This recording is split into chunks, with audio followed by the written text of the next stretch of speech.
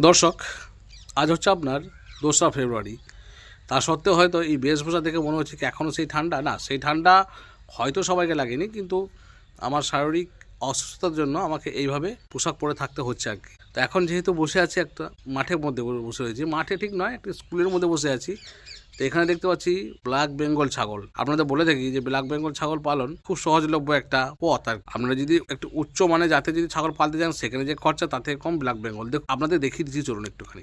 দেখতে পাচ্ছেন একটি বাচ্চা এখানে রোদ পোয়াচ্ছে, আর এইদিকে একটি বাচ্চা দেখুন, ছোট বাচ্চা, সে আমরা ঠিক এই কোটে কোটে ঘাসগুলো খেয়ে নিয়েছে। আর এটা হচ্ছে একটা অঙ্গনওয়াড়ি সেন্টার, আমাদের গ্রামের একটা অঙ্গনওয়াড়ি সেন্টার। তার মধ্যে যেটুকু ঘাস রয়েছে সেই ঘাসটুকু এই বাচ্চাটি খাচ্ছে, এবং তার সঙ্গে তার মাটি দেখুন।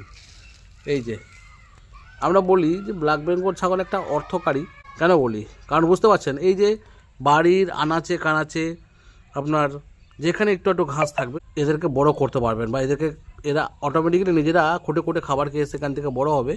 মানে কম পয়সায় আপনার সহজভাবে আপনি ছাগল পালন করতে পারবেন। পাশাপাশি এখানেও রয়েছে বেশ কয়েকটি, এই যে মাঠ থেকে ফিরছে আর কি একরকমভাবে।